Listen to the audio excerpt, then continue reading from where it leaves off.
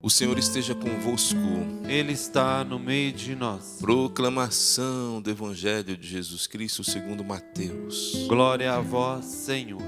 Naquele tempo, vendo uma multidão ao seu redor, Jesus mandou passar para o outro lado do lago. Então o mestre da lei aproximou-se e disse: Mestre, eu te seguirei aonde quer que tu vás. Jesus respondeu: As raposas têm suas tocas e os pássaros dos céus têm seus ninhos, mas o Filho do Homem não tem onde reclinar a cabeça. Um outro discípulo disse a Jesus: Senhor, permite-me que primeiro vá sepultar meu pai. Mas Jesus lhe respondeu: Segue-me. Deixa que os mortos sepultem os seus mortos. Palavra da salvação.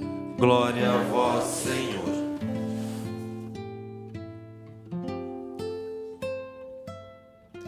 Jesus tem milhões, milhares, até mesmo bilhões de seguidores.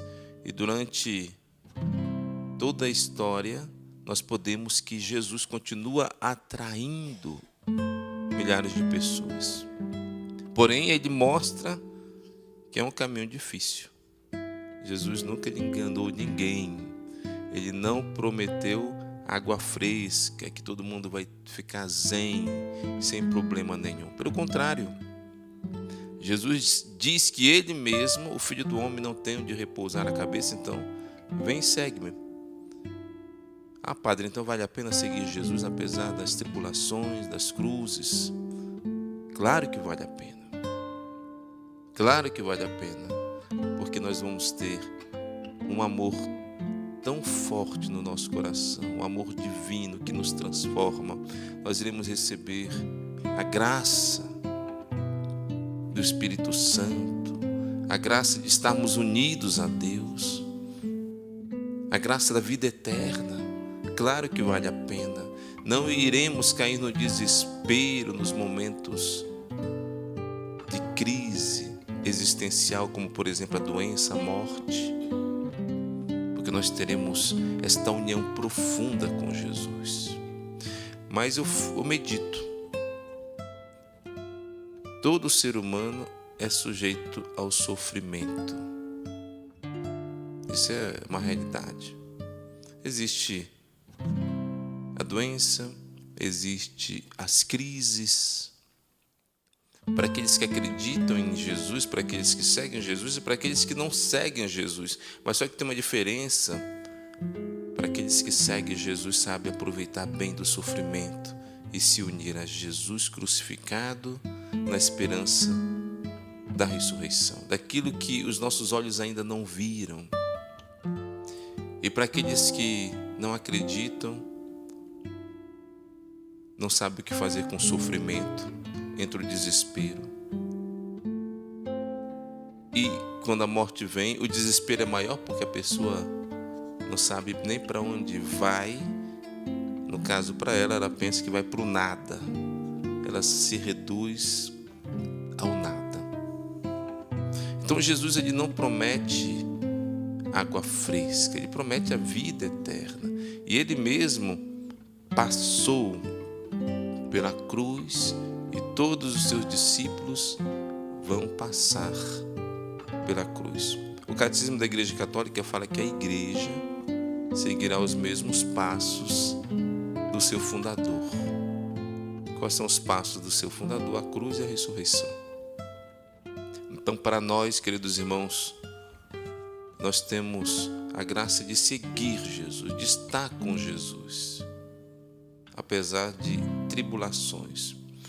A pergunta que eu faço: que tribulações nós estamos sofrendo aqui no Brasil por causa de Jesus? Nada. Não existe perseguição nenhuma, nós somos livres, nós vamos à igreja. Mas na época de Jesus, ele já estava falando para os seus apóstolos que eles iriam viver tribulações.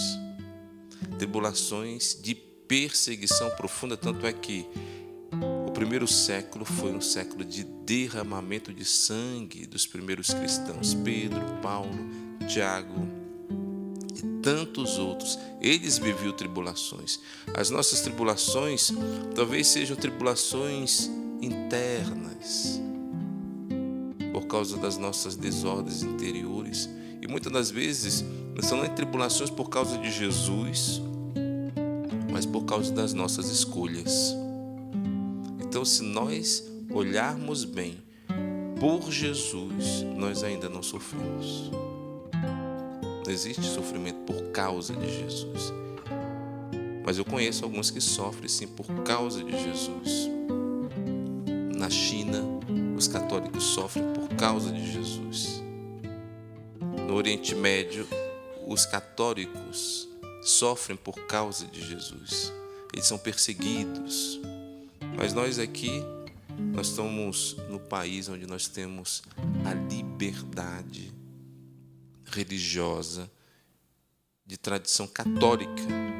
Então nós temos espaço, nós podemos ir e vir. Então a perseguição, talvez alguém vai xingar a gente. No Brasil já está começando e virando moda, sobretudo na internet, falar mal dos católicos, falar mal dos cristãos. Talvez essa perseguição aí não é nada. Nós temos que nos alegrar, porque isso mostra que nós estamos no caminho certo. Então, queridos irmãos, Jesus ele diz também que para segui-lo tem que ser urgente e agora, não é para depois. Porque chega um discípulo para Jesus e fala: Senhor, permite-me primeiro que eu vá sepultar o meu pai. E Jesus lhe respondeu: segue-me, deixa que os mortos sepultem os seus mortos. Ou seja, é urgente, é tão urgente que não dá nem para sepultar o pai. O que esse discípulo queria dizer? Eu vou te seguir, Jesus, mas primeiro, quando meu pai morrer, vai demorar. Quando meu pai morrer, eu vou te seguir verdadeiramente. Jesus fala: não é urgente, é agora, não é para amanhã. Então o reino dos céus o reino dos céus é para os valentes, para os corajosos, e também tem que ser para agora, não para amanhã. O seguimento de Jesus é para hoje. E nós que já seguimos Jesus, nós temos que sempre renovar o nosso compromisso e dizer: hoje, Senhor, eu quero te seguir porque eu quero fazer parte do teu reino. Todos os dias nós podemos dizer isso para Jesus. O cardeal Raniero Cantalamessa, falando do presente, ou seja, do Deus hoje, ele dizia: todos os dias nós temos que dizer: hoje eu vou ser santo. Porque se nós falarmos eu vou ser santo até 90 anos, a gente vai pensar: se é muito longe, eu vou desistir do caminho. Mas se eu disser todos os dias hoje, eu vou ver que o dia vai passar, e de repente chega a noite e vou dizer: nossa, eu consegui, com a graça de Deus, me aproximar cada vez mais do Senhor no caminho de santidade. Hoje eu vou deixar meus vícios. Aí eu acordo, faço minha oração e de repente hoje eu consegui viver sem os meus vícios. É muito mais leve, muito mais fácil, porque é urgente nós seguirmos nosso Senhor Jesus Cristo e que todos os dias nós possamos dizer: hoje, Senhor, eu quero te seguir de todo o meu coração. Agora faça a sua oração, entregue para o Senhor a sua vida. Se você está passando alguma tribulação, entregue para Ele também a sua cruz e vai dizendo para Ele: Senhor, eu vou te seguir até o fim, porque o teu amor por mim foi muito maior, infinitamente maior do que aquilo que eu merecia.